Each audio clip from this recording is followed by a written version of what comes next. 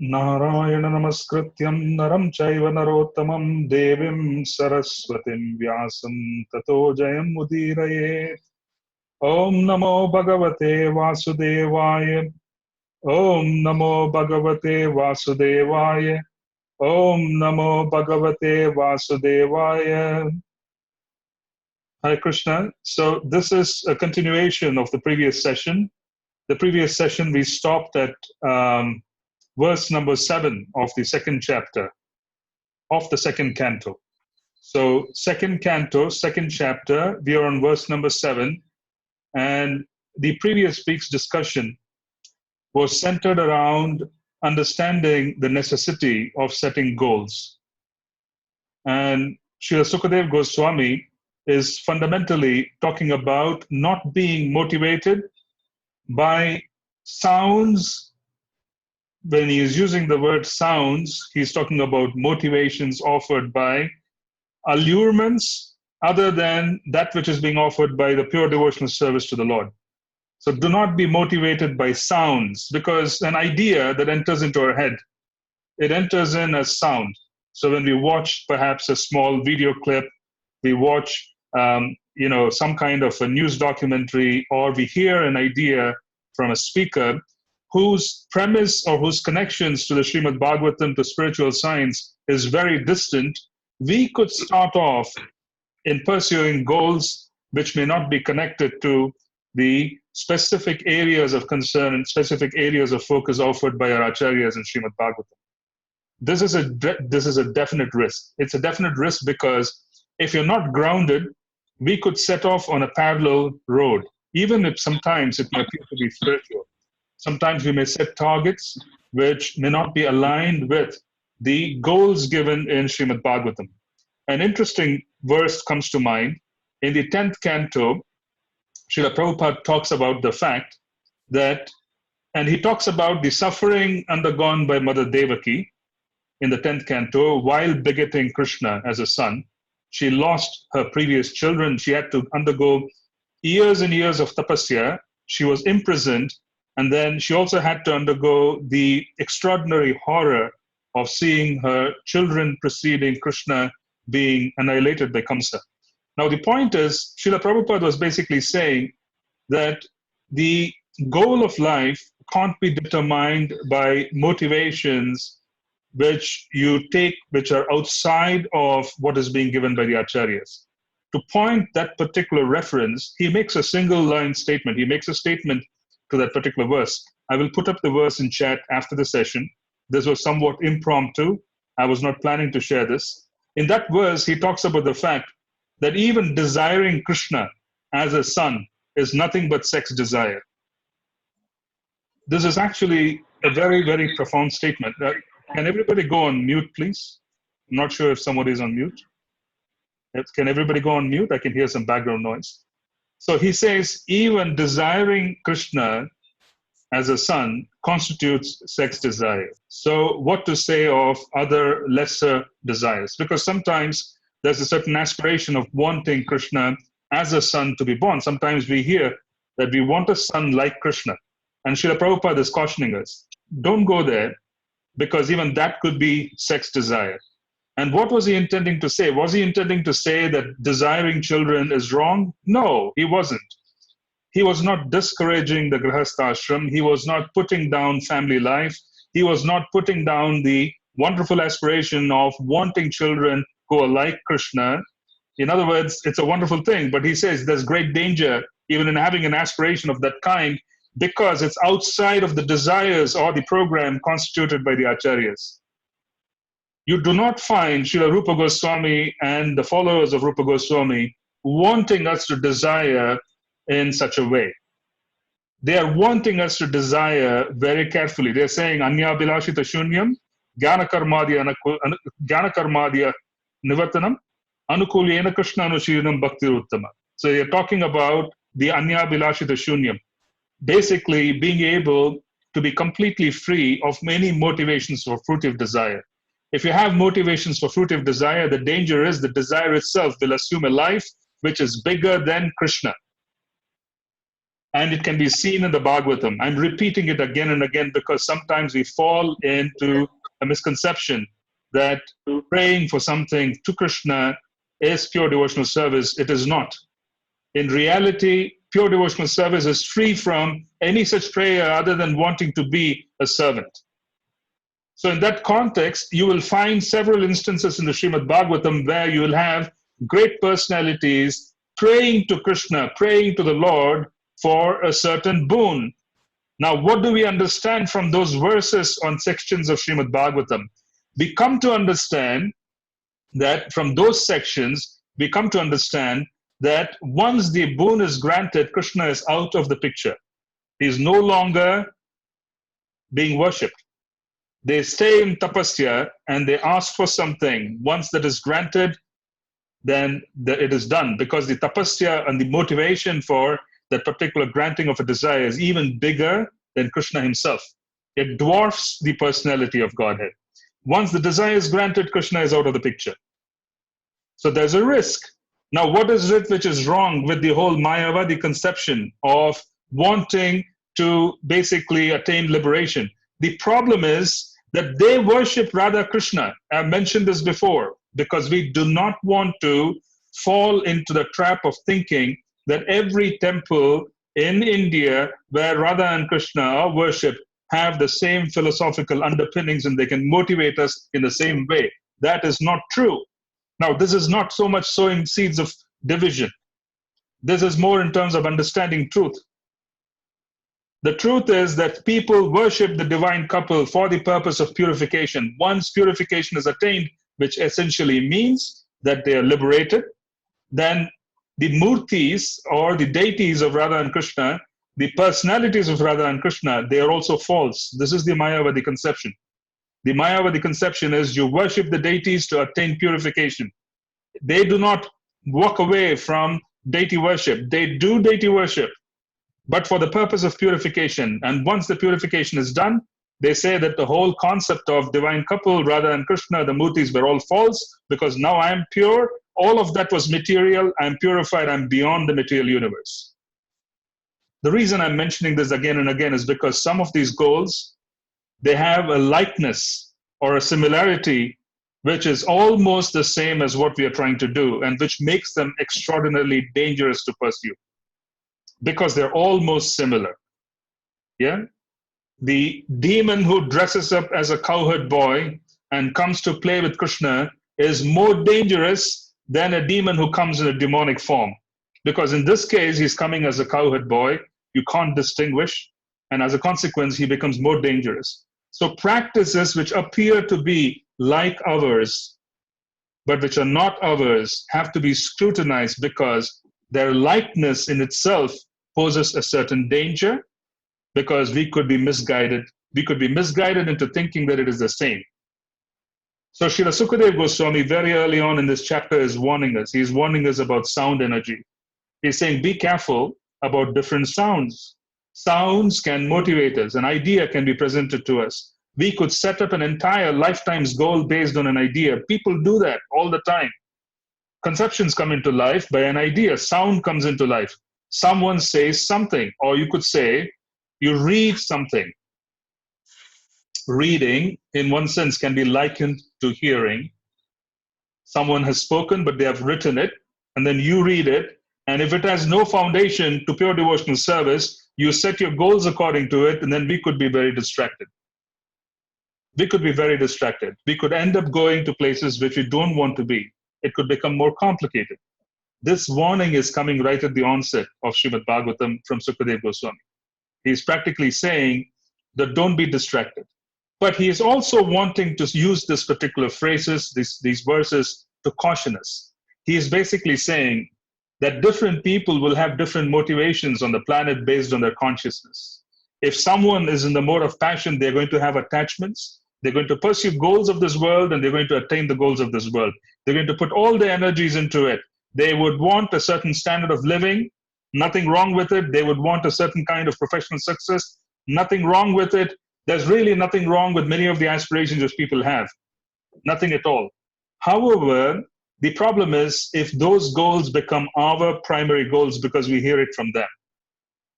If those goals become our primary goals, then we have a problem. When we start thinking that we have to conceptualize the rest of our life, the rest of the time spent on the planet, pursuing a goal which your neighbor is pursuing, then we are pursuing a substandard goal if indeed that goal is not connected to Krishna consciousness. So that caution that is being directly given here, and he is making it very profound by saying that what is the need for a bed? You could lie on the floor. What is the need for a pillow? You could use your elbows and you could rest on the arms. What is there a need for making elaborate arrangements for food? Trees that are well laden with fruits and vegetables would drop them. So he is basically giving us an extreme view. But this is how our previous acharyas lived. They slept on the ground. They slept under trees. They waited for someone to feed them. They did not pursue the whole idea of even feeding themselves, which is considered to be basic sustenance. It was not considered to be a goal. They spent their time, especially here in Vrindavan, in the Radha Damodar Mandir, it is Seva Kunj. Srila Rupa Goswami and his associates used to gather around and they spent their time offering and receiving realizations. Those realizations became books. Those books became the source for our movement as we see it today. Yeah, all of it has come from Srimad Bhagavatam. The first chapter is all about Anya Vilashita Shunyam, Jnana Karmadi Anavritam, Anukuliyena Krishna Anushilanam Bhaktiruttama. Second canto, first chapter, the ground rules and the foundation for pursuing and understanding Krishna is being laid out by Srila Sukadeva Goswami. He is laying it out. He's saying, you can't pursue Krishna consciousness if you're not going to be 100% focused. He's practically talking about Anya Vilashita Shunya. You can't have multiple goals. You can't say that I have 10 different goals in Krishna. You will have to fit in with the little space that I've created in between all of these goals. This is our problem. It is a unique problem faced by the modern day practitioner because we have already arranged for life as we see it. And then we are trying to fit Krishna into the little gaps and the nooks and the corners after we have arranged life. This is our issue. And he's saying, don't do that. You can't pursue Krishna consciousness by Krishna fitting into what we consider life. When life becomes Krishna, then everything else will follow very smoothly. That is what is being spoken of here. Here it's being spoken of that Anya Vilashita Shunyam, Jnana Karmadi Anavritam, Anukuliyena Krishna Anushilanam Bhaktiruttama. That Uttama Bhakti towards Krishna cannot be tainted or mixed with motivations for attaining certain things. It cannot be mixed with or tainted by a motivation for relieving ourselves of a certain kind of suffering or freedom from birth and death, which is a degree better than attaining things in this world, but still is an issue. Now, following from that particular chapter, we are coming into the present one. In the present chapter, there's also a focus on where to begin. If you're a novice, if you're a spiritual novice, and you approach a seer, a great saint, such as Srila Sukadeva Goswami, where would you begin? He is basically wanting us to begin with a conception that can be understood. So we see this in the Bhagavad Gita, in the opulences of the Absolute. We see this in the Bhagavad Gita. We hear about Krishna being the taste of water, Krishna being the most prominent of planets, Surya Dev, Krishna being the most prominent of different aspects of material creation in so many different ways. This is the universal form. Krishna in his separated energies of sattva, which is the maintenance of the universe, rajas, which is creative capacity of the universe, and tamas, which is the destruction of the universe. Krishna in his different forms all together, he presents himself as a universal form in the 11th chapter of the Bhagavad Gita. Srila Sukadeva Goswami is basically saying when Lord Brahma forgot his business, he forgot the business of creation, he had to begin somewhere. And he was advised by Krishna to begin meditating on the universal form. Lord Brahma, when he forgot his business of creation, had to begin somewhere, and he began with the universal form. He began meditating on the universal form. By beginning to meditate on the universal form, he saw the various manifestations of maintenance, destruction, creation in the universe, the various manifestations of Krishna's activities, his expansions into the demigods, his activities as the most prominent aspects of existence, when he is basically viewing all of this in relationship to Krishna, he then begins to understand and remember his business. So the idea is that if someone has forgotten the idea of how the world as we see it, how the created universes, which are just 1/4 of Krishna's potency, is the created universe. 3/4 is the spiritual universe. It is just 1/4. When this 1/4 is being seen as being connected to Krishna by the devotee, then they have the ability to remember that connection. So here's where they start. The universal form is being given for a spiritual novice as a place to begin with, to understand the personal nature of Krishna's interaction with the universe through his separated energies. This is a representation of how time evolves in this world. Now we are in a very destructive phase. We are. There's such destruction of economic prosperity. Yeah, there's a forced recession, perhaps even a depression. We do not know. Nobody, no one, not even the experts, have a good idea as to how this is going to play out. We do not know. We do not know what the consequences are going to be 6 months down the line, 8 months down the line, 10 months down the line. If somebody says they know what the consequences of the economic fallout is going to be, then they are probably not very clear on what it is going to be. We don't know. Nobody knows. And as a consequence, all we know is that it is going to be bad. You don't shut down the world for many, many days without consequences. And the world is going to be shut down practically for many, many days this year. So the future is nothing but destruction. The present is destruction. Now, this is a destructive feature, which is also a part of Krishna's energy. Please understand that this is also a part of Krishna's energies. This is the time factor. It is overpowering. This is the time factor. Krishna as Kala, where the destruction comes in, is overpowering. Nobody with the best of technologies can overcome this. If it chooses to come your way, you can't really stand there and say that I will have the ability to overcome this. But however, in this chapter, Srila Sukadeva Goswami deals with this as well.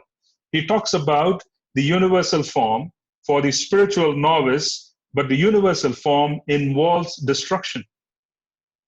And then he goes on to talk about the superiority of the Lord in the heart. Yeah, Krishna in the heart is the super soul. This is the superiority. This is the next level, where you meditate upon the four-armed personal form of the Lord standing on the lotus of your heart. And then he goes on to talk about pure devotional service to the personality of Godhead, saying that pure devotional service to the personality of Godhead is the highest goal. Every other goal is going to be subject to destruction because they're going to be within the material universe, as is the case with the first one, or they are going to have some level of destruction at some point. It is not going to be free of destruction. So he is basically giving us a way out. I summarized this in the previous session. What is the way out when you see destruction? Destruction around you is tamas. It is tamas. It is the mode of ignorance. The way out when we see such widespread destruction, first principle is to elevate our consciousness from within. Move from where we are. Don't plug in to the anxieties that are going on outside, forgetting the process that's been given to us. The process that has been given to us is extraordinarily powerful because the process that's been given to us is directly coming in touch with Krishna. It is extraordinarily powerful. It is directly coming in touch with Krishna. We come in touch with Krishna through the names of the Lord. We come in touch with Krishna through Srimad Bhagavatam. We come in touch with Krishna through the deity of Krishna. When we are coming directly in touch with the Supreme Lord, then we are going to receive solutions to the way forward. This is the scriptural conclusion. In the previous session, I spoke very clearly. When you see tamas outside, and we are experiencing fears, and we are experiencing anxieties, the extent to which we are experiencing fears and anxieties, to that extent, we are also in tamas and rajas. We are also in the mode of passion. We are also in the mode of ignorance, to the extent to which we are bothered by phenomenon outside. We are plugging into it. We are allowing it to come to us and get to us, as real as the bad situation is. If it is overwhelming us to the point where we are not able to do what is fundamentally required to move away from the consciousness that is pervading us, then it is getting to us. We are plugging into it. Our process is extraordinarily powerful. The last session, we ended it by saying, if you want to unplug yourself from what is happening in the world, the first principle is to become sattvic. The first principle is to start practices in your life which can raise your consciousness from where you are and bring you to the mode of goodness. Because once you come to the mode of goodness, disease and other displacements cannot affect you to the extent to which it can affect you if you were in the lower modes. This is being described in the present chapter as well. In the present chapter, we are talking about the Earth planet, and then there are planetary systems below the Earth planet, and then there are planetary systems above the Earth planet. The Earth planet is the middle ground. At the end of Lord Brahma's day, Lord Ananta, he practically destroys all the planetary systems right up to the heavenly planets. Even Swarga gets destroyed at the end of Lord Brahma's day. The planetary systems above Swarga, which is the Dhruvaloka, Maharloka, Tapaloka, Janaloka, Satyaloka, they don't get destroyed. But below that, they get destroyed. So what is it which sages do who are in Maharloka? In Maharloka, the sages who live in Maharloka, they realize that Lord Ananta is going to destroy. He is going to send fire billowing up, and it is going to come all the way up to the Swarga, the heavenly planets, destroying everything in between. The sages in Maharloka, which is the lowest point of the planets that are going to exist after the destruction, they feel the heat come through. So at that point in time, what they do is they elevate themselves through the process of yoga to higher planetary systems to survive the destruction of the lower planetary systems. They elevate themselves to survive the destruction of the lower planetary systems by moving to the higher planetary systems. This is done on every day of Lord Brahma. Great sages like Sage Bhrigu and others, they live in Maharloka, because in one day of Lord Brahma, there are so many different yuga cycles. There are 1,000 yuga cycles. So all these sages who have been in the previous Satya Yuga, they are all in Maharloka. When they see destruction coming, they elevate themselves by increasing their spiritual consciousness, and they fly out of Maharloka to higher planetary systems.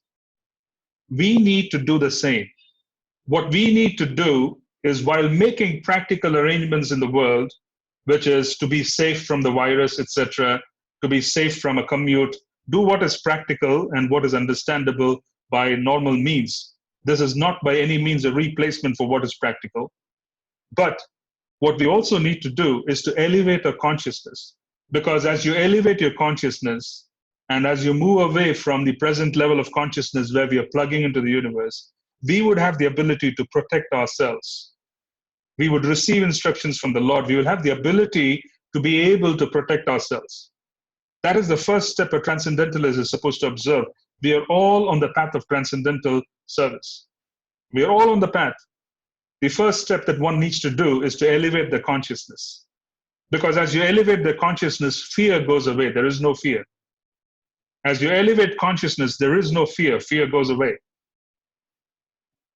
Yeah? Which is very essential. Because half the time, we will have to understand this. Even if people say, and I said this before, even if we say that 2/3 of the population could be infected by the disease, not every one of the infected population is going to develop symptoms. Not every one of those who are going to develop symptoms are going to be so severe. Not every one of those who are going to develop very severe symptoms are going to leave their bodies. So we need to understand that between us and a certain outcome, there's Krishna. And there are Krishna's servants managing life for us. What we need to do is to be able to do our part, which is to elevate our consciousness. That is being addressed in this chapter. He is talking about the fact that great sages move from the earthly planet and they go to Maharloka. During the end of Brahma's day, when all the lokas are being destroyed, the lower planetary systems, these great sages fly away to the higher planetary systems. How do they do it? They do it because they have the ability to do so through their higher consciousness.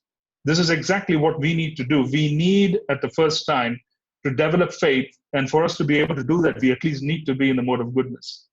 We need to work very, very hard. During these times, it's all the more necessary. During these times, it's all the more necessary for us to develop a keen sense of how to situate ourselves in the mode of goodness. Sattva is super important because then it allows you perspective. It allows you to gives you the ability to think. You have the ability to plan ahead. In passion, we are worried about our attachments. We are constantly worried. In ignorance, we are in fear. That's an animal-like instance, animal-like existence. But sattva gives us an opportunity to act out on higher principles. So the first principle that we have to understand is that we are maintained by Krishna. We are maintained by Krishna. We are chanters of Harinam. The chanters of Harinam are maintained by Harinam. Please understand that. Between us and anything that is to follow, we have Harinam. Between us and anything that is to follow, we have Krishna as Harinam. Please don't forget that whatever has to happen to us has to pass through the specific paradigm of Krishna. And if Krishna wants to allow something to happen, nobody can stop it. If Krishna wants to remove something, then basically nobody can make that come to you. So we basically have to ensure that we are in touch with Krishna, even more so during these very trying times. These very trying times, don't try and focus so much on the future. Focus on the present, and focusing on the present requires that we need to strategize to be in the mode of goodness. Strategizing to be in the mode of goodness requires activity in the mode of goodness. You would need to do Guru Puja. Extraordinarily important in the morning. Do the Guru Pranam, Guru Puja. Do your Mahamantra chanting. Very important. If you have deities, take care of the deities. Well, this is absolutely important. Follow the morning program. Absolutely important, especially during these times. Because as you plug in, go deeper, and come closer and closer to Krishna consciousness, then whatever has to happen will happen according to the will of the Lord. To the extent to which we are moved away from our karmic reactions, to that extent we have protection from Krishna. We are not independent. To the extent to which we are being empowered by our karmic reactions, to that extent we think we are independent, and as a consequence we don't take proper shelter. So please understand that in this chapter, there is a certain set of verses which are addressing how the yogis operate. What is also being understood here is that if you set a goal of going to Maharloka, then that is going to be destroyed as well. Not at the end of Brahma's day, but at some point, you have to vacate even higher planetary systems at the end of Lord Brahma's day. Imagine that. Imagine setting up a goal for rest of your life which takes you to a higher planetary system that you would intend to flee from because it's going to be destroyed, or you can't take the heat that's going to come there when the rest is being destroyed. Imagine setting a goal where you again have to flee. You again have to be in fear. This is fear. What we are going through now is fear. Imagine setting a goal which is anything less than the spiritual life and the spiritual paradigm, anything less than Goloka. Imagine having a goal where even if you go to the higher planetary systems, which allows you to live for 8,300,000,000 years. Yeah? They say that in the higher planetary systems, you have the ability to live for 8 billion or 8 trillion years, trillions of years. I would say 8,300,000,000 years. 8,300,000,000 years. This is the statement of the Bhagavatam. Imagine setting a goal for living for 8,300,000,000 years, and yet you're forced to vacate.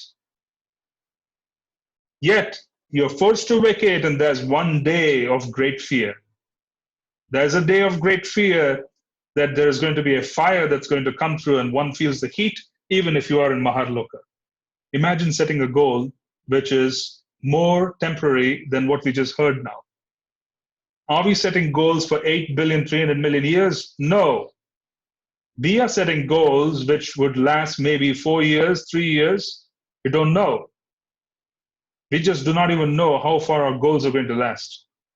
And imagine putting all kinds of energy into such a goal, especially if it is not connected to Krishna. If we can't really see a true connection, imagine putting so much energy into it. While even being in a higher planetary system is temporary and is full of fear, what to say of our goals and the very temporary nature of existence here? It's very temporary, and it is actually extraordinarily dangerous just to be here on this planet. And we are witnessing it. We are witnessing all kinds of plans going awry, all kinds of very powerful nations not knowing what to do. In many cases, they're responding as they would know they would respond, but they just do not know how this is going to manifest. Nobody has an idea as to how this could work out, what's going to happen. Yeah? These are great nations with all kinds of power. They've enjoyed all kinds of power. They have all kinds of facilities and wealth, but they do not know what is going to manifest out of this. Imagine having a goal which is a part of this paradigm. Imagine that. That is what we are being warned about in this chapter. He is clearly telling us, don't get distracted by sound energy that is not connected to pure devotional service. And when he's talking about it, he's not saying you shouldn't hear a lecture of a motivator outside. He's not saying you don't read books outside. He's not saying throw all the literature out. He is basically saying, if you're not grounded and you hear sound that comes from outside of the Krishna conscious paradigm, then the chances of us becoming distracted are very, very high. We could set that as a goal and make it a life story. And the problem is, it's a very temporary life. Even if we talk about 50 years, it's very temporary. The larger context of what we're talking about, in the context of Srimad Bhagavatam, look at it. Srimad Bhagavatam at the beginning is talking about 8 billion, 300 million years of temporary existence where people have to flee. What about 40, 50 years of human existence, which are minuscule, unthinkable? In the larger context, this is practically a fraction of a fraction, a millifraction maybe, some kind of a very small amount, negligible amount. So we have to be very careful. That's the warning that's coming through about setting goals of life. When you have a goal of Krishna consciousness, then Krishna promises in the 9th chapter of the Bhagavad Gita, 9.22, I'll preserve what you have and I'll carry what you lack. Whoever we are, wherever we are today, Krishna is preserving what we have and he's carrying what we lack. Regardless of how inept and how inefficient our life is as of today, Krishna is carrying what we lack and he's preserving what we have. This is the truth. Krishna has already done his part. He is carrying what we lack and he's preserving what we have, regardless of who you are and where you are and which part of your life, regardless of how complicated or how simple your life is. This is what Krishna has already done. Accepting it and then pushing ourselves to the maximum limit within the boundaries set by this. Then when we start pushing against the wall of what has already been given, saying, Krishna, I'm pushing and I want to do more, but here are my constraints, those constraints would also be removed. The question that we have to ask ourselves is, are we really pushing hard? Are we really pushing hard? Are we really taking on the opportunity that has been given to us? Are we really taking advantage of the knowledge that has been granted? Where we have a time scale, that's been given in our scriptures of 1 day of Lord Brahma being 8 billion years, 300 million years, 8 billion, 300 million years. We are talking about our scripture has a time scale which is trillions of years by earth calculations. And those trillions of years are also considered to be a waste of time if you're not connected to Krishna consciousness. That is what our scripture is telling us. So we are connected with something which is far beyond anybody's conception. The question is, are we pushing ourselves? So if we are pushing ourselves after accepting the fact that Krishna has provided what he has to provide, Krishna is preserving what we have and he's carrying what we lack. This is his promise. He has done his part. Who is to say that he hasn't done it? Why do we imagine that he has to yet come and give us more than he has already done for us? Isn't that an insult to him? Isn't that an insult to scripture, which is telling us that he's going to preserve what you have and carry what you lack? So the first thing that we want to do is accept it. Reflect on life as we stand today and say, this is it. He has given us exactly what we need. He has given us Srila Prabhupada. He has given us literature, Srimad Bhagavatam and Bhagavad Gita through Srila Prabhupada. He has given us Harinam. He has given us the grace of Lord Nityananda and Mahaprabhu. What is to basically say that something is lacking? Why would we want to do that? This would be insulting him. This would be insulting scriptures and our predecessors who have made such wonderful arrangements. So the first step that we need to do as we see ourselves today is to look at ourselves and say that we have what it takes. We have what we need. What we need to do is to push ourselves to the maximum based on the boundaries given by the Lord. Once we reach the boundaries based on what's been given, he knows what to do. He will provide more. That's what we saw with Srila Prabhupada. He came to America with $7. He pushed himself to the limit with what was already given. Srila Prabhupada did not imagine that he did not have enough. He set away to sail to America with $7 in his pocket. He pushed himself to the limit. He sat here in Vrindavan and wrote the 3 cantos. He put these books into a trunk, got into a ship, somehow or the other found someone to sponsor him, and he sailed to America in the 60s when we had jets flying, but he didn't really get distracted. He accepted that, Krishna, you have preserved what I have and you're carrying what I lack. Srila Prabhupada accepted, Krishna is carrying what I lack. The movement started with $7. And then it is said that by the time Srila Prabhupada left in 77, there were millions of dollars, castles. We all know the story. I don't need to repeat it. The point I'm just trying to make is sometimes we would have to reflect and understand that we have been given exactly what we need. We need to push ourselves to the maximum with what's already been given. That would give us insight as to what else can be done. This is very important. This is a very important juncture. And these surroundings and the environment that we are in now is actually conducive because it allows us to focus. We are seeing the breakdown of the world in certain ways. We are not saying it's going to last forever. We are not trying to put people in anxiety, but it's a fact that it is breaking down. Arrangements are very, very difficult. So what we are seeing is there's a lot of struggle. But we also know that we have been given a lot of information. We have been given the most important ingredient, mercy.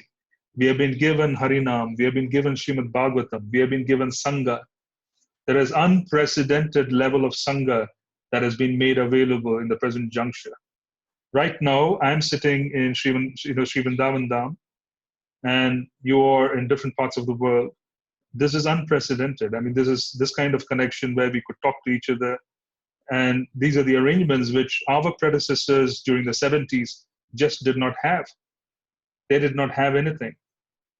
Just imagine that the present arrangements which have been made are just mercy. This is mercy in many ways, where we are allowed to connect to each other, share things, strengthen each other's resolve by coming in touch. So Srila Sukadeva Goswami is basically talking about the fact in this chapter that the goals set by the yogis, the goals set by the materialists, they're all goals that are going to be temporary. Then he talks a little bit about where should one focus. The focus should be on the lotus feet of the Lord. He is basically saying, start with the lotus feet of the Lord. Focus on the lotus feet of the Lord, because as we focus on the lotus feet of the Lord, our purification would be earnest. And as we purify ourselves, we would then have the ability to focus on rest of the Lord's manifestation. So when we have deities focusing on the lotus feet of the deities while chanting is extraordinarily purifying, which then qualifies us to move up further, to look at their forms, etc. This is also the case with Srimad Bhagavatam, where the first 2 cantos are considered to be the lotus feet. if we understand and lay out a foundation at the lotus feet, the foundation being very strong would allow us to go through rest of the Srimad Bhagavatam comfortably. So we see that as well, that there has to be a focus on the lotus feet. And in this particular chapter, there's also a mention of the process of purification. So we often hear of the word Kundalini Yoga. Kundalini Yoga, Kundalini Kriya, these are yogic processes which were actually quite comprehensive in the previous yugas, in the previous times. The practitioners knew exactly what they were doing, and they did it with the purpose of purifying themselves.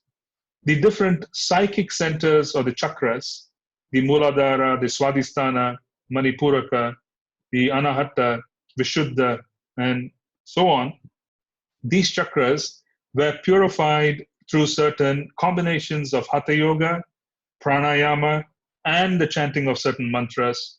And the life force was taken from one particular psychic center chakra to the other psychic center, eventually to purify themselves and reach the higher level of consciousness which is available in the higher chakras. The lower chakras are chakras that are related to material impulse. The lowest chakra, which is the Muladhara, is foundational. It is foundational in the sense, a certain sense of being grounded. Certain sense of being grounded comes from that particular psychic center. If there are problems associated with the psychic center due to contamination, due to karma from the previous lifetimes, then someone doesn't feel very grounded. They feel quite disturbed in their activities. The one step higher chakra is the Swadhisthana. The Swadhisthana chakra is what we would call the pleasure center, and relationships, especially sexual relationships, sexual purity, relationships with rest of the family and everything else is centered around that particular psychic center. So if someone has all kinds of contaminating desires, then that particular psychic center is considered to be damaged, and their external manifestation of behavior is somewhat awkward. So behavioral issues, specifically relationship issues, they are centered around Swadhisthana. Now then you have the Manipuraka, which talks about purity of karma. The reason why it is being mentioned here is that the yogis of those days, they were purifying each of these psychic centers and then slowly, steadily reaching a point of being able to concentrate their mind on the Lord. And the reason is, the mind cannot concentrate on the Lord if there is going to be contamination in the lower psychic centers. What is the primary contamination? What is the most important contamination? The most important contamination in the lower psychic centers is sex life. So Srila Vishwanath Chakravarti Thakur, he talks about the fact that if one doesn't purify their notion of sexuality, then their mind will not be settled. Their mind cannot really be settled and focused on spirituality if there is going to be disturbances associated with that particular psychic center, the Swadhisthana. It's actually the most important of all, because the connection which comes out of improper sexual thoughts and sex life is what agitates the mind. The mind is agitated because of those issues. So as a consequence, what is being said here is that if people find their mind very unsettled and their inability to concentrate in spiritual life, then they should try and focus and purify the lower chakras and the psychic centers. How does one purify the lower chakras and the psychic centers? Is there a process to purify the chakras? If you notice outside, there would be schools which teach Kundalini Yoga. There will be schools which talk about Kriya Yoga, which particularly have processes that focus on purification of these chakras. In our situation, very importantly for us to understand, in our situation, we will have to be very clear. We do not need to follow an extraneous process to purify chakras. We don't need to do that. We do not need to have a Kundalini Kriya, which is going to particularly take and process and purify the Muladhara, purify the Swadhisthana, Manipuraka. We don't need to do that. There are others outside who do that just to purify. We spoke about it earlier in the class. There are jnanis who believe in purification to the point where they can elevate themselves out of the material world. But elevating ourselves out of the material world is not our only goal. Our goal is to serve Krishna. So we don't need an extraneous process. We do not need to concentrate on the Muladhara. We do not need to concentrate on the Swadhisthana. We do not need to concentrate on the Maripuraka whilst we are engaging in sadhana. Our business is to chant. Our business is to chant. If we chant, we worship our deities and we read Srimad Bhagavatam and we worship the Guru, the purification process would automatically occur. There is no extraneous requirement to focus on purifying the psychic centers. There is no extraneous need. There is really no need. Our process is actually the safest process. In my personal life, I have seen people becoming crazy whilst trying to focus on these different kinds of systems. You can lose your mind if you don't know how to do it properly. People can lose their mind. They can become unstable if they do not know what they're dealing with when you're trying to disturb the psychic centers and trying to basically clean, etc. You know, you've heard of the, what do you call it, the chronic fatigue syndrome, CFS. You know, 20 years back, chronic fatigue syndrome, people were feeling extraordinarily drained and they were feeling very, very, I would say, melancholic, etc. in different ways. And there were many research programs conducted in America in terms of wanting to figure out how to assist those with the chronic fatigue syndrome. How do you assist those with the chronic fatigue syndrome, etc.? They did not have an answer. In reality, the chronic fatigue syndrome, in one sense, is also due to an issue which is associated with disturbance in the psychic centers, where energy flow gets hampered. Prana doesn't flow properly between one psychic center to the other. As a consequence, the person feels very drained with the smallest of activity. They feel like sleeping. We notice that. Sometimes we notice that even our japa sessions, what happens? We feel sleepy the moment we touch the japa bag. Why do we feel so sleepy? It's because there's an extraordinary level of focus and tamas and disturbance in the lower psychic centers. How do we purify all of this? The purification is to follow the principles of devotional service. Nothing extraneous should be attempted. The reason we don't need to attempt anything extraneous is because in my experience, I've seen it to be more dangerous than helpful. Don't do it. If someone says that they can handle it for you, they can't. In most cases, they can't. People become very, very sick for many, many years before they can recover from disturbances that occur in those areas. Yeah? So we spoke about it. There is a class that I gave in Simachalam in Germany. This was in 2017. Actually 2017. I gave a class in 2017 in Germany, in Simachalam. And in that particular class, it so happened that it was a verse of Srimad Bhagavatam which dealt with the psychic centers.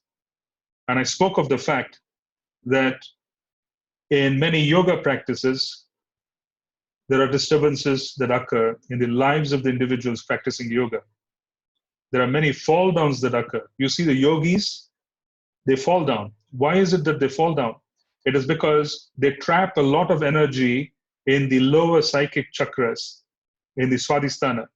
And the energy which explodes there combines with sexual desire, and that desire has become so uncontrollable that they fall down. I spoke about it, about the dangers of meditating and trying to fix these chakras to processes which we do not know properly, or we are in touch with those who claim to know it, but in reality may not know fully. The safest, best way to deal with purification, and this is all about purification. All of this comes under the umbrella of purification. The safest way to purify ourselves is through Harinam. Chant Harinam. Do Guru Puja, do your deity worship, do your seva. You will soon see a lot of these things go away. The outcome is the same. In other words, the purification outcome is the same. We are also trying in the initial stages to purify ourselves. First, we impose restraints, and then we also have certain rules, certain regulations, and then we also combine it with certain, I would say, with our sadhana. Our sadhana, it's also a goal, which is a sadhya. So when we start with the Mahamantra, we also finish with the Mahamantra and we continue with the Mahamantra. So it's Krishna in the beginning, in the middle, and the end. For us, there is really no danger. It's a very gradual process. And slowly, steadily, we become purified. If you force it through processes that we are not really clear on, or if you do things which we don't fully understand, this is one of the most dangerous things to do, which involves the psychic centers. There's so much material that's available on the web these days, with so many people attempting so many different things, with no realization that they are indeed dealing with a time bomb. It's a dangerous thing. You need a guru, and it has to be an accomplished guru, very accomplished, someone who has already gone through the path and has achieved all the ends, who is purified. We don't need all of this. We don't need all of this. We have Harinam, it's gradual. The outcome of purification is also the outcome of purification of the psychic centers, and we come. Here, Srila Prabhupada is mentioning, if we have excessive sexual desire, what do we do? Srila Prabhupada and Srila Vishwanath Chakravarti Thakur talk about meditation on the lotus feet of the Lord. They're talking about meditation on the lotus feet of the Lord. So meditate on the lotus feet of the Lord. They're also saying, read the first 2 cantos of Srimad Bhagavatam, because this would cure us of issues in that area. This is our way, and it is very safe. It's gradual, it is highly protected, it is very safe, it's joyful. There is no austerity. This is the safest way to go about it. So that is also being spoken of in this chapter. So why don't we do this? Why don't I just quickly read through the verses, and if there's anything left, we will talk about it, and then we'll open up for questions.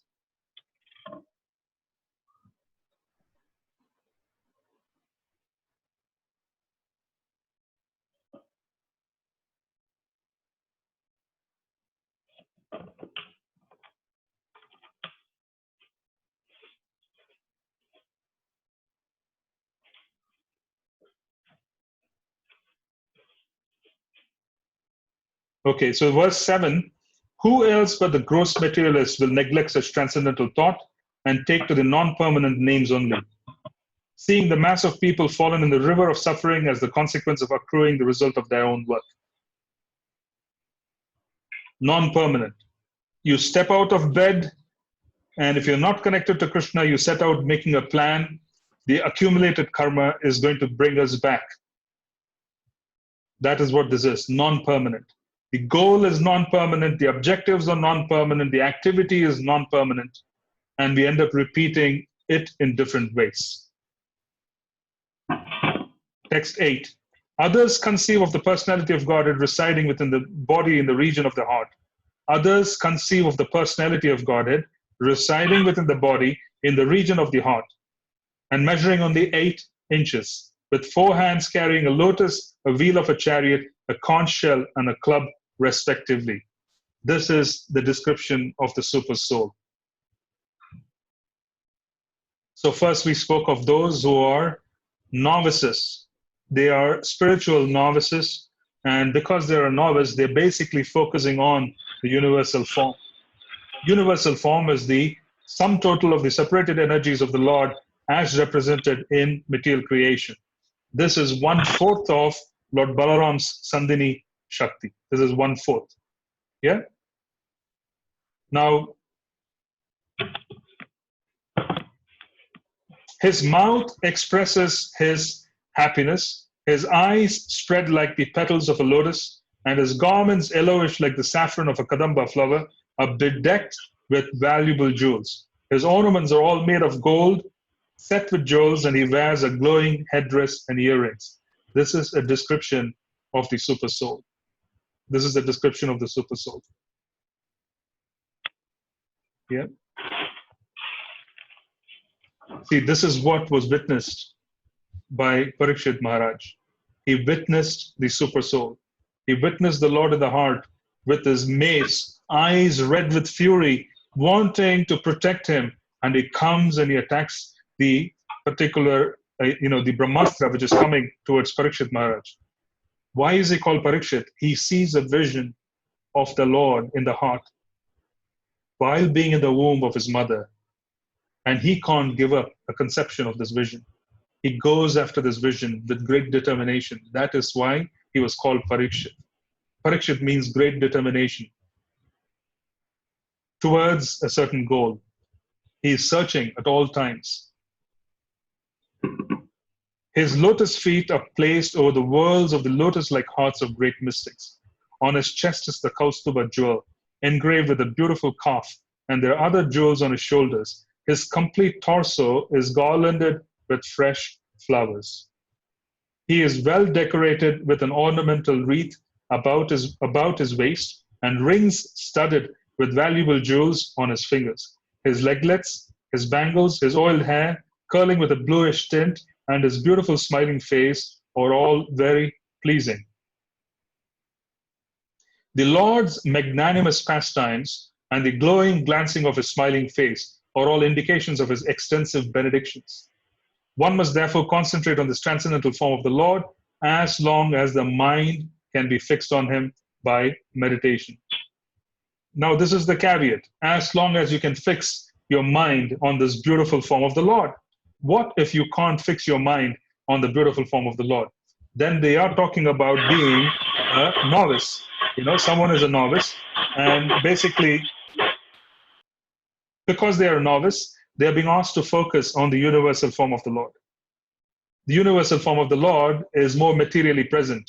You're looking at all the separated energies and you're focusing on it, then you get reminded of different connections of the Lord with Krishna, different connections of the Lord, and then you're also reminded of your own personal connection. When you're acting in this world, you start acting with knowledge that everything is connected to Krishna, because these are all separated energies. There's sattva, there's rajas, there's tamas. This is the encompassing time factor. Then one is allowed to make progress. Then they remember their connection. So this is the reason why Lord Brahma was advised. But then this is the next stage. If you can't fix your mind, universal form. If you can't fix the mind, then you fix the mind by meditation on the super soul. This is for the yogis. Fixing of the mind is a challenge. We spoke about it. Why can't we fix the mind? It's because of sex desire. How does one evolve from sex desire? Because that's the primary agitation which occurs in the mind. Rajas, it's basically passionate, which causes disturbance. Then Srila Prabhupada and our acharyas say, focus on and meditate on the lotus feet of the Lord. That will help. They also say, read the first 2 cantos of Srimad Bhagavatam. That will also help. Text 13. The process of meditation should begin from the lotus feet of the Lord and progress to his smiling face. The meditation should be concentrated upon the lotus feet, then the calves, then the thighs, and in this way higher and higher. The more the mind becomes fixed upon different parts of the limbs, one after another, the more the intelligence becomes purified. Purification of intelligence occurs by coming in touch with Krishna. Coming in touch with Krishna through transcendental knowledge, by hearing Srimad Bhagavatam, non-different from Krishna, Harinam, Sangha, all of these aspects purify intelligence. The senses get purified by direct service. The mind gets purified. Intelligence gets purified by fixing ourselves in the different limbs of the Lord. Unless the gross materialist develops a sense of loving service onto the Supreme Lord, the seer of both the transcendental and material worlds, he should remember or meditate upon the universal form of the Lord at the end of his prescribed duties. Unless the gross materialist develops a sense of loving service, he should remember or meditate upon the universal form of the Lord. Very important. This is not a recommendation for those of us who have come in touch with Harinam. Our business is to meditate and hear Harinam. That's our business. Serve Harinam, serve Srila Prabhupada to the distribution of his books and reading them as well. This is all we are supposed to do. This is not a conclusion which is a fabrication. This is the opinion of Srila Vishwanath Chakravarti Thakur. This is our business. We are Kripa Siddhas. We are particularly benedicted by Lord Chaitanya. We will be picked up by the grace of Lord Chaitanya as long as we make an attempt to do our part. Our future is based on Kripa. We have to position ourselves to beg Kripa. Our position of sadhana is to prepare ourselves so that we appear as proper beggars. This is our position. Okay, so we do not have to meditate on the universal form.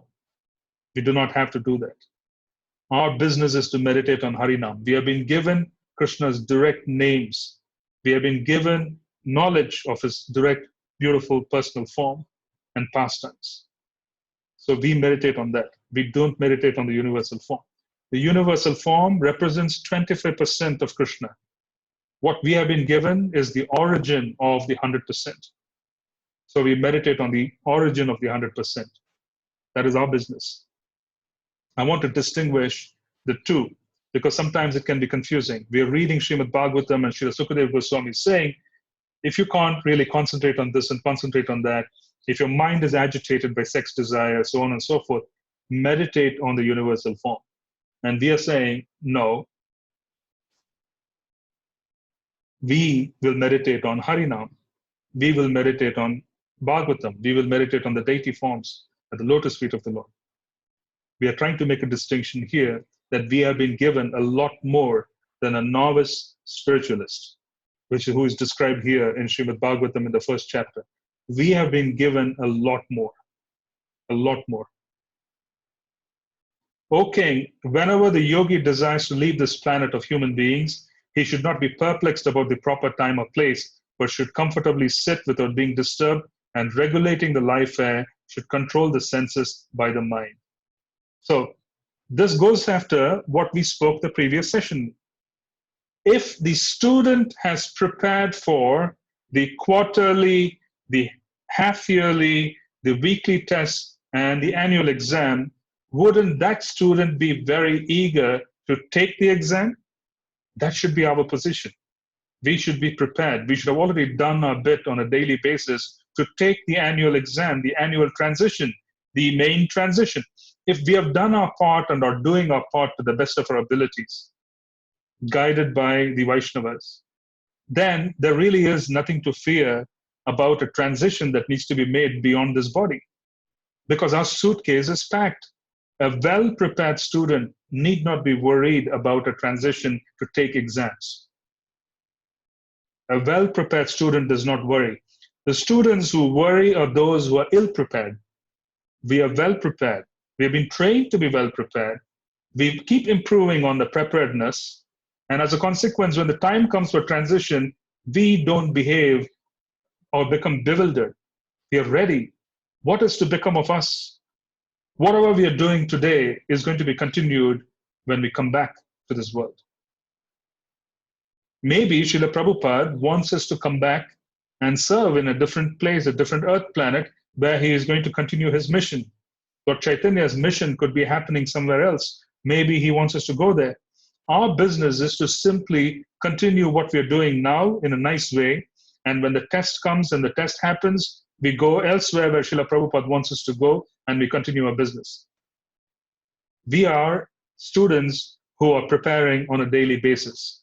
We should have no fear or bewilderment about the transition. We should have no fear whatsoever. Those who have fear are those who are not preparing on a daily basis. They are like the students who are not preparing. So all we need to do is start preparing if you're not preparing, which is to do what we need to do on a daily basis. Because we are going to continue what we are doing today elsewhere. Perhaps a different environment. A good student wants to transition. A good student wants to get promoted from one class to another. A good student is ready because they want to taste what's beyond.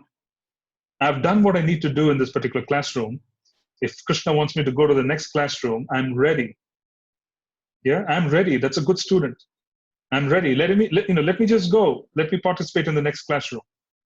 He's excited. That's our position. And that should be our position.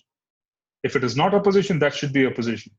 That's what we want to work toward. We want to work toward preparedness just as much as a good student is preparing on a daily basis. They're not worried about the final exams because they're ready, because they want to take the final exam so that they could transition. We want to transition as well. So we want to prepare. And we don't have to have any fear because we are going to either go back to Krishna or we're going to continue serving him. We're going to do more of what we are doing now, depending on how nicely we are doing it today. So we just have to worry about how nicely we're doing what we're doing today. It's about pushing ourselves to the limit. Yeah? So this is very important. We don't want to get bewildered thinking, what awaits me out there? What is going to happen beyond? No, there should be no concern. Why? Because we are already in preparation. We are far, far, far more prepared than any other individual who is out there who has not been trained in Krishna consciousness. Do not underestimate what's been given to us by our predecessors. Please don't underestimate the connections we have in the spiritual sky. We have been given a lot more. We are far, far more prepared. We have an outcome which has already been decided on. We know where we are going. We know what we want to desire. We know what we want more of. Yes, there could be material desires in our heart. There's no doubt. But Krishna doesn't really look and say, oh, look, there is a material desire. There's another material desire. He looks at us holistically. He takes us as one person and says, here you are. Yes, I know you have problems, but here's what you are as a package. And you're mostly desiring, wanting to serve me. So the next arrangement that's being made is being made with great care and great love. So we already have experienced it while in this lifetime. We have experienced it through Srila Prabhupada. We have experienced it through his servants who have initiated us, many of us. So why do we have fears? If so much is being done in this lifetime that we've already experienced, what should be the fear about the next one? There should be no fear. The suitcase should be packed. This is the mindset of a transcendentalist. They are wanting to take the final exam because they want to see what's the next classroom all about. Who wants to stay in 7th grade and 8th grade all the time? They want to graduate. Yeah, they want to graduate because they have been putting in the hours. They're wanting to see what's beyond. So that's our attitude as well. Thereafter, the yogi should merge his mind by his unalloyed intelligence onto the living entity, and then merge the living entity onto the super self. By doing this, the fully satisfied living entity becomes situated in the supreme stage of satisfaction so that he ceases from all other activities. See, this is about yoga. This is about yoga as we see it, Ashtanga Yoga. You control your mind. There's yama, niyama, pranayama, yoga. Sorry, there's yama, niyama, yoga, pranayama, then there's pratyahara, which is control of senses. Once there's control of senses, then one is able to have, I think, what we call as dharana, concentration, and then dhyana, which is meditation, and then there's samadhi. This is the Ashtanga Yoga process. Here, Srila Sukadeva Goswami is describing the same process, where he talks about restraint, rules and regulations, yama and niyama. He talks about the austerities that are needed to be performed, position ourselves properly so that we are yogis. And then he talks about the fact that you focus on, with great concentration, on the super soul who is in the region of the heart. And then once that concentration reaches a point where we are completely immersing ourselves in the consciousness and the connection with the super soul, then at that point in time, we are in bliss. This is described in Bhagavad Gita as well. What does the Bhagavad Gita say? Brahma Bhuta Prasannatma, na sochati, na kanchati. Same thing, Brahma Bhuta Prasannatma. In that transcendental state of labdo pashanti, there is no supremacy of devastating time, which controls even the celestial demigods who are empowered to rule over mundane creatures. And what to speak of the demigods themselves? Nor is there a mode of material goodness, nor passion, nor ignorance, nor even the false ego, nor the material causal ocean, nor the material nature. Very important for us to understand.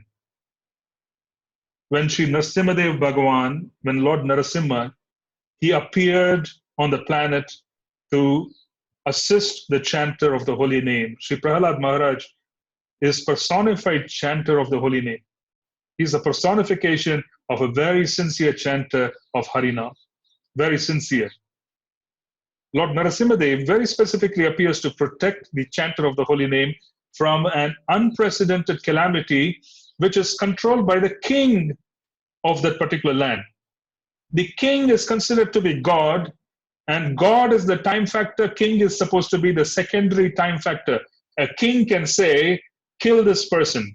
A king can say, forgive this person. So he's considered to be the time factor in place in that particular region. Lord Narasimha, when he appears during Prahalad Maharaj's advent, when there was Prahalad Maharaj's Leela, when Lord Narasimhadev appears, what does he do? He does something very unusual. What does he do? He comes, he kills Hiranyakashipu, the king, and then he sits on the throne. And what is he trying to say? He is trying to say that even if the time factor is going to interfere in the life of my devotee who is chanting Harinam, I will come personally and I will take over the time factor. What we are witnessing today is the time factor, Kala. Kala, material time, is controlled by the Supreme Lord. This is a feature of the material world. Above him is Krishna himself as Narasimhadev. Lord Narasimha has already proven that my devotee who is a chanter of the holy name, if he comes into difficulty, I will even come and remove the king. I will become the king. He sits on the throne. It's a very remarkable situation.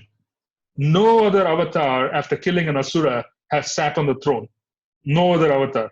Lord Narasimha sits on the throne. There are opinions given by our acharyas. But the most important fact is he sits on the throne and he wants to convey the message that I will even remove the most powerful controller in your life. If all you want to do is chant Harinam, then I'm going to assist you. The intervention would be very powerful. I'm ready to come take over and make things proper for you.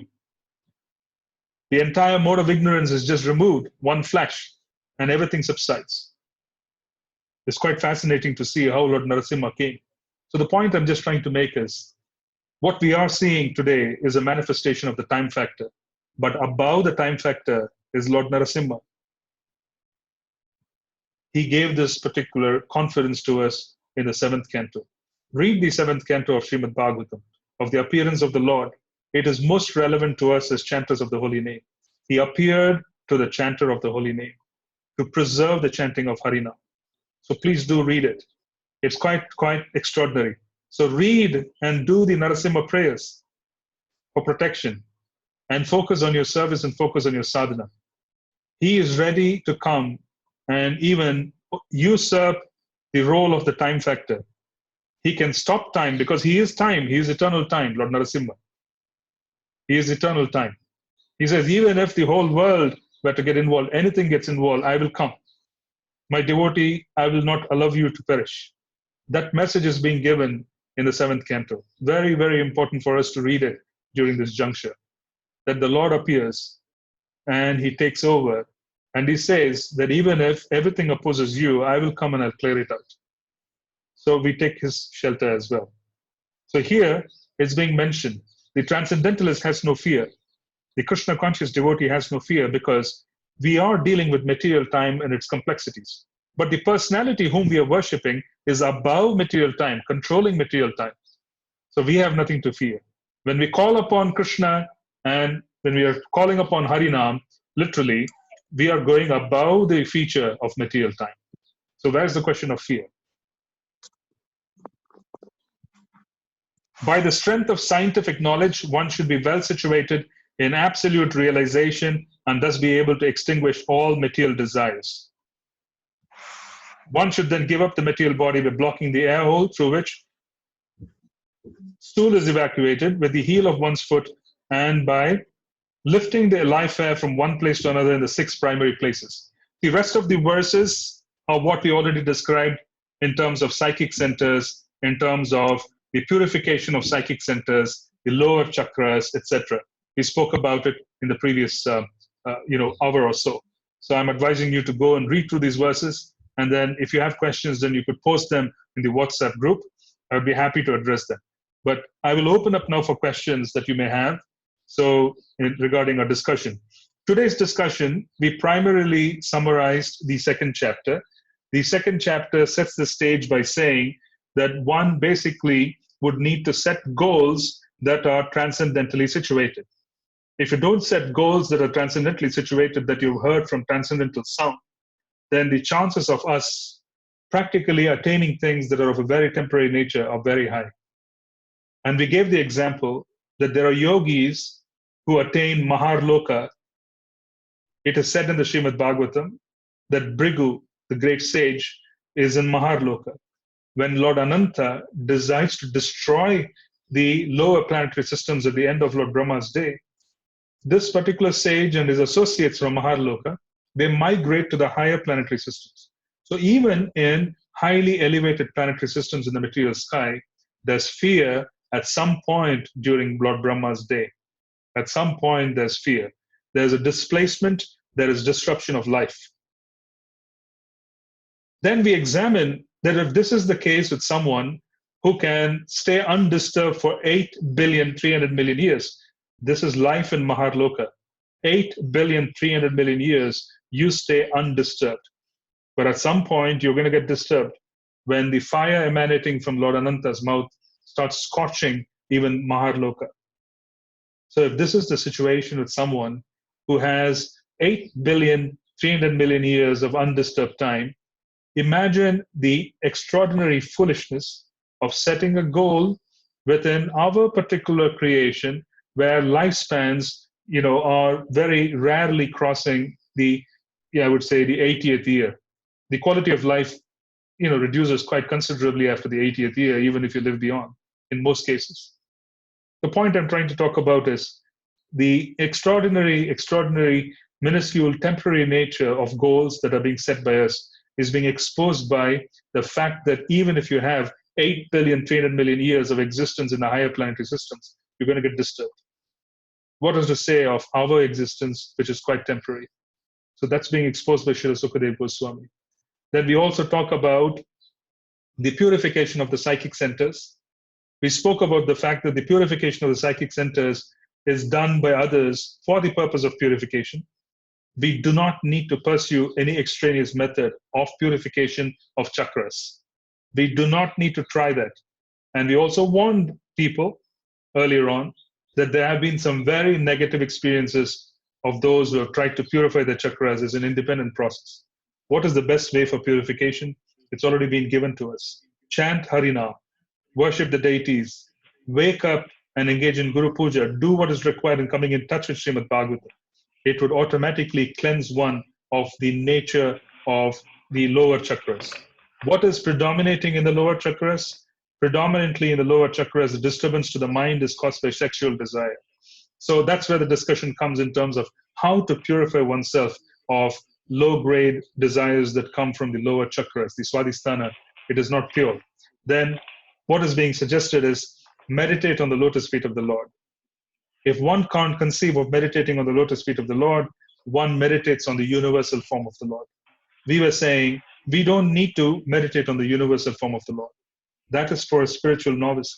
We have been given information which is far beyond our comprehension about the personal feature of the Lord in the highest, topmost planet. He is the origin of everything.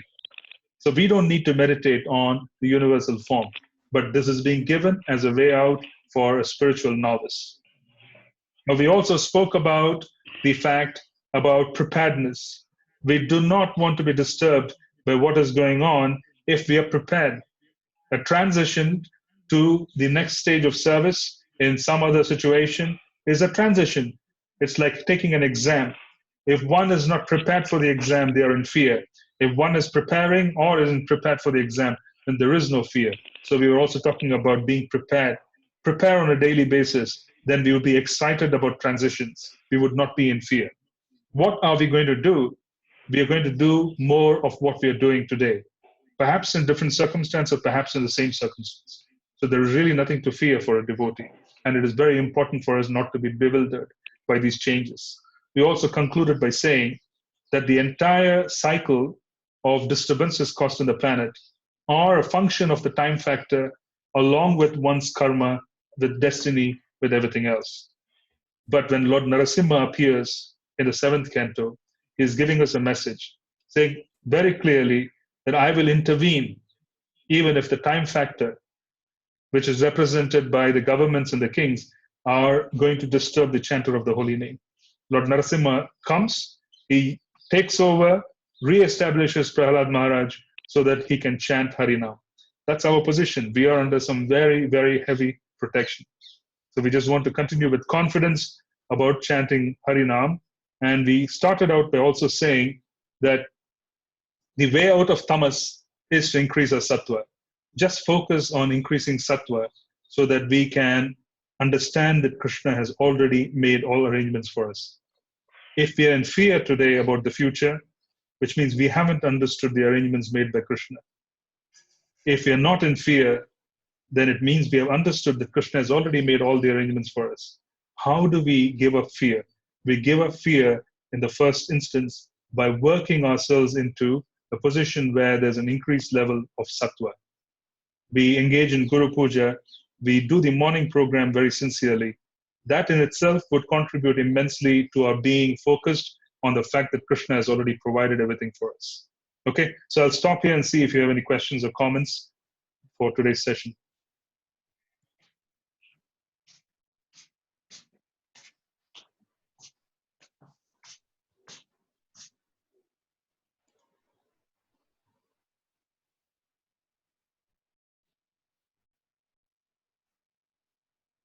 Any questions or comments?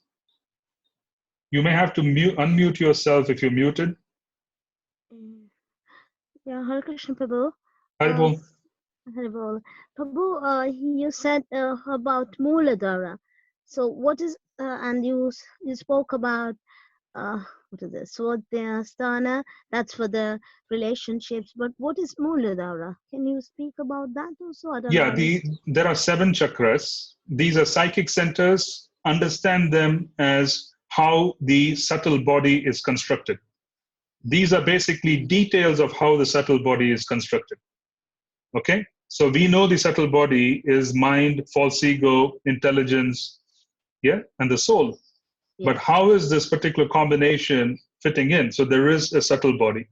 So these are psychic centers that are closely associated with how the subtle body is structured. When these psychic centers, the 7 chakras, they start with Mooladhara. Mooladhara means Mula Adhara is right in the root. It is basically the foundation. It is basically the psychic center that keeps us rooted into this material world. Yeah? Okay. Some people, they travel a lot, especially you find sannyasis. They are not well settled. They keep moving from one place to another. In those cases, basically, it is a situation where their whole life is situated in such a way that they're going to feel unsettled. And as a consequence, it is good for them to move from one place to another so that they could empower different souls in spiritual life. So this is how people chose how to take on a certain ashram. They were able to find out whether they could stay in one place or they could become unsettled. And as a consequence, they also found that they could take on a certain kind of vocation, which involves a lot of traveling. If the Mooladhara is disturbed, then the person doesn't feel very rooted where they are. They feel disturbed about their house, they feel disturbed about where they're living, they want to constantly move around, etc. So this is basically the Mooladhara. Now, the next chakra is the Swadhisthana.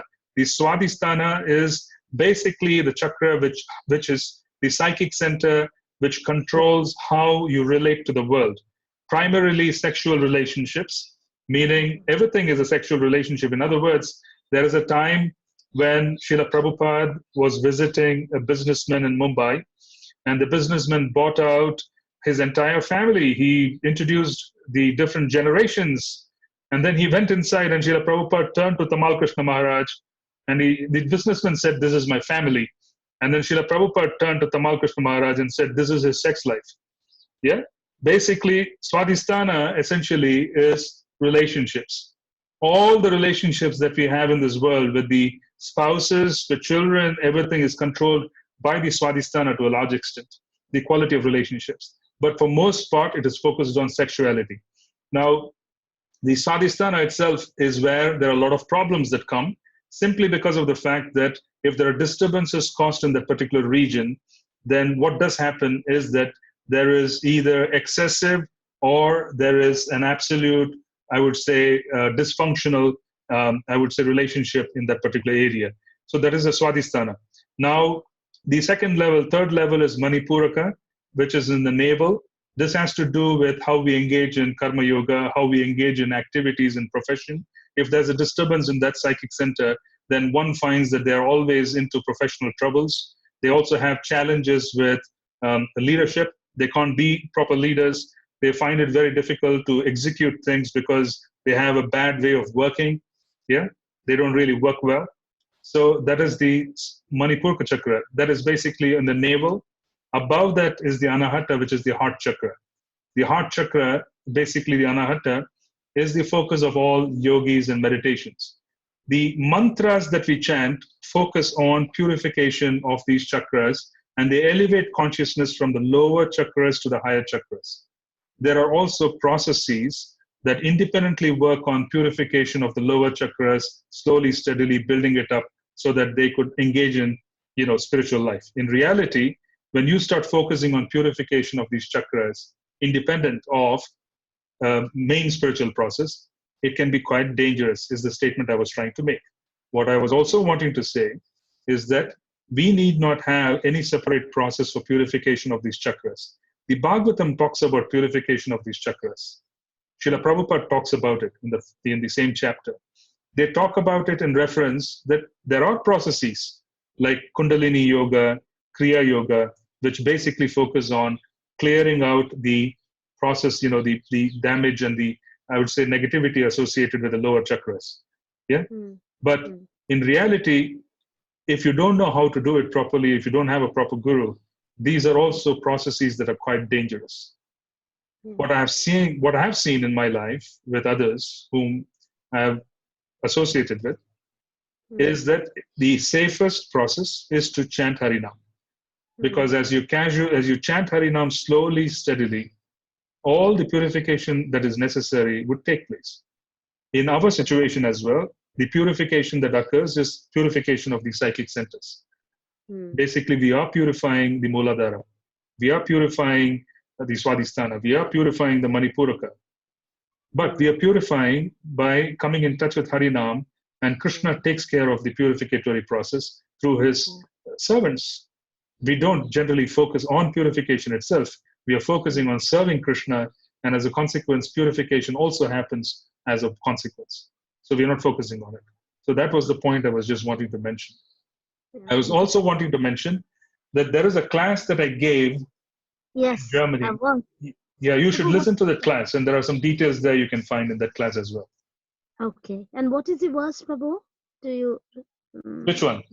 The same, the class. What verse that you were speaking about in Bhagavatam? The class in the German class? Yes, Prabhu. Sorry. I don't remember, but you can see it in the list of videos. Especially, it says basically about how Prahalad Maharaj and Srila Narasimhadev, how they interacted. It has to do with Narasimhadev. Okay. There's one class, only one class. You can find it. Okay. Yeah. Thank you, Prabhu. Thank you very much.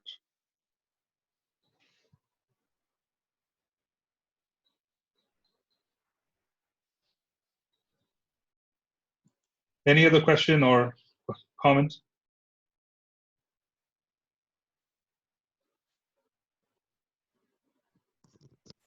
Hare Krishna, Prabhu. Hare Krishna.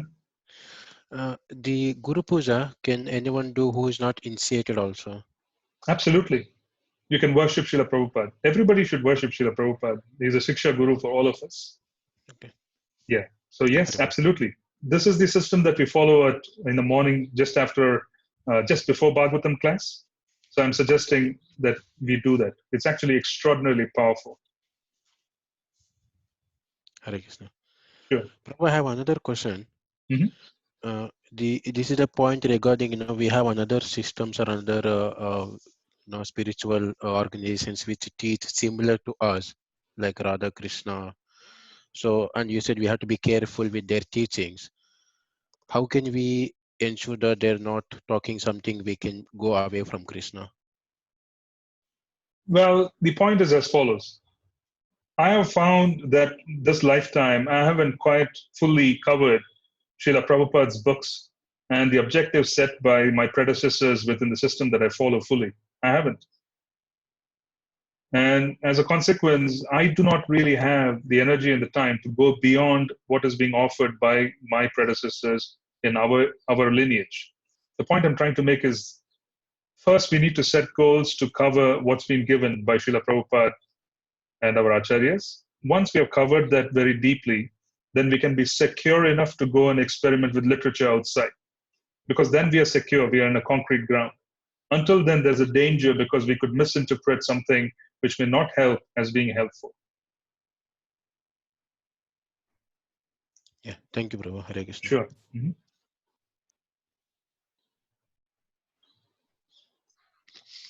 Hare Krishna, Prabhu. Haribol. What does it mean if someone's Agya chakra is more prominent? Basically, what it means is that they have the ability to control others. Oh. That's what it means. There's a certain authority and they have the ability to control others. But please understand, the chakras are a part of the subtle body. When the subtle body comes in touch with Nam, which is Krishna himself, that is the safest way to purify. As a consequence, all kinds of wonderful things and wonderful knowledge comes to us if we simply chant Harinam as well. Yeah? But if we try and focus on specific chakras and their abilities thereof, and try and see if you could purify ourselves where the Kundalini rises, it can disturb our mental composture. And as a consequence, it can also cause health issues. Health issues are invariably seen. Okay, I can say with a high degree of confidence that people can go through long-term health issues. And when I say long-term, I'm talking 10 years, 12 years. As a consequence, it is better to focus on, I would say, the aspect of devotional service, not even keeping the purification of chakras as an objective, because that's actually a very low bar for the process that's been given to us. The process that's been given to us is so powerful that it takes us to the top of the spiritual sky. For that process to purify the psychic centers, it's one of the easiest goals we can imagine. It's actually a very low-level goal. That's the reason why, if you notice in Srimad Bhagavatam, the focus of psychic centers, chakras, etc., is not seen. The focus is on sattva, rajas, tamas. We're talking about a much higher level or a broader definition of purification. Why does the Bhagavatam do that? Why do Srila Prabhupada's writings focus on rajas, tamas, sattva? It's because we don't really need to know the intricacies of purification and how things are going to be purified. We don't need to. We just need to know that if we can position ourselves in sattva, then we are positioned well for us to receive mercy from our predecessors. That's the reason for my mentioning this. Yeah, I hope this answers your question. Sure, thank you. Sure.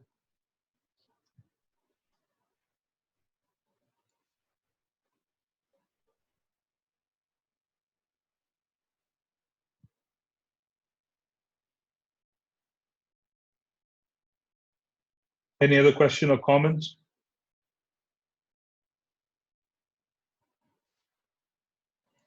Hare Krishna Prabhu, can I ask one more question? By all means, yes. Regards to Vanaprastha, what would you say that Vanaprastha in this day and age, for a lady devotee would mean?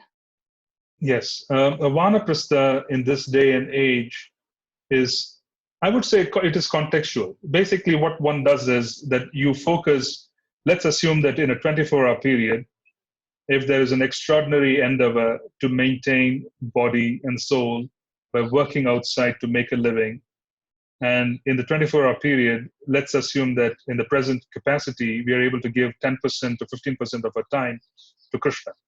I'm just giving an example. Then in the Vanaprastha ashram, I would say an ideal definition would be that we stop endeavoring to maintain ourselves. We are essentially satisfied with what we have, we are retired. We reduce our engagement with the world, but increase our engagement with service quite dramatically. That would be Vanaprastha.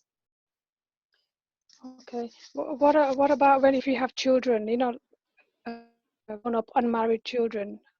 How would our duty be? Unmarried children, in terms of age, are referring? Yeah.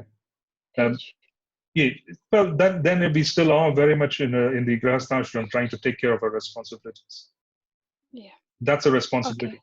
See, it's a matter of being able to say that I've done enough and I'm not going to endeavor, because no matter what I do, I'm not going to see massive improvement in the condition of my lot.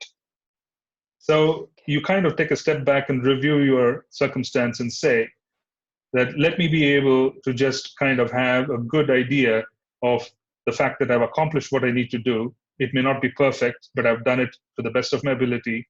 And for most part, it's been accomplished.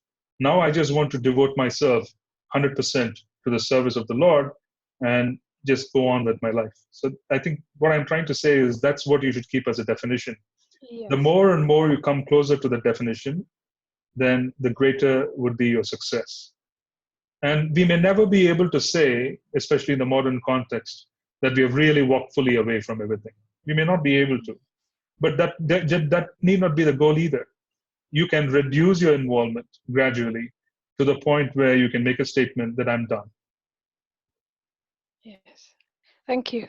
Sure.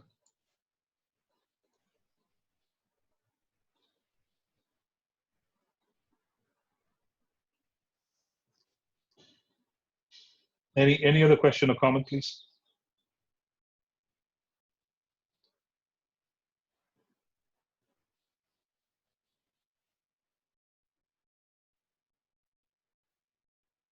Hare Krishna Prabhu, but Yes. this is another question, but it has nothing to do with this class. Is that okay, Prabhu? It's about Yeah. simple living. Okay. There was a discussion going on, and there was a devotee speaking about it's very important at this time we should speak about organic farms and self-sufficiency. So so I was, and then there was another devotee saying, no, first. Even I was also thinking the same way. At this moment, if you are going to talk about, okay, we will get outside, let's do farming, rather we go deep in our sadhana, because that will help other devotees who is in trouble and help us. Then we can think about this farming. So the other devotee saying, oh, but we have to depend on Tesco's. Now the Tesco's are closed. We have to do farming first. So I was just wondering, what is right at this moment? How we should start? Yeah. Thank you. You got my point, no? I got it. See, yeah, okay. These were topics that came up in 2008, 2009 when there was a financial crisis. Okay, these were topics that came up because now we are so artificially dependent on our sustenance with the world that whenever there's a disruption economically, they're going to throw up their hands, and we might be left in a situation where we may not be able to fend for ourselves. Yeah. Yeah. This was a discussion that came up. And then you found that 3 years down the line, 2 years down the line, people forgot about it when things became all right. Yeah. So sometimes what does happen is that there is a concept called smashana vairagya in Sanskrit. Smashana vairagya is that when we attend a funeral, we all become very detached with the world, thinking, oh, this could happen to us. And as a consequence, we want to practice certain level of detachment. But then as days progress by, we suddenly get in tune with the material world, we plug into the atmosphere, and we forget about the funeral, we forget about everything, and we say, life is as it is, let's just move on with our life. So what I'm trying to say is both approaches of either neglecting the circumstance fully and not developing a certain sense of planning for the future, that would not be helpful either. Neither would it be a situation where we basically think that that is the primary task that we need to focus on today. Because in most cases, if you don't get your planning right, you're not going to be able to fend for yourself again in the future as well. Yeah. So the best thing to do is to deepen our sadhana while being able to accept the environment and say that Krishna is giving us a message. Perhaps it is something for us to think about, that this is an uncertain world. It is being planned for and taken care for. It is being led by those who are not connected to devotional service. As a consequence, there could be more and more disturbances. So something as a food for thought for the future is not a bad idea to record observations and realizations and plan for it. But in the present moment, what is required is for us to understand the circumstance, and that requires coming closer to a spiritual truth. So focus on your sadhana, understand the circumstances well, and then, but at the same time, don't ignore the environment, because the environment is giving us a message. So you would have a combination of both here.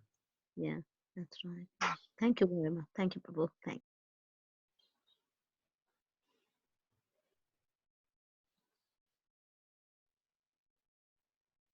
Is there anything else?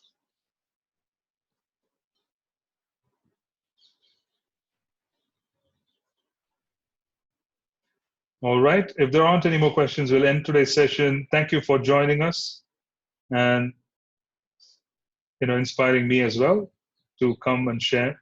So we'll meet again the following week. Hare Krishna, and wish all of you a very safe week ahead. Very safe week ahead. Hare Krishna. Thank you, Prabhu. Hare Krishna. Hare Krishna. Hare Krishna.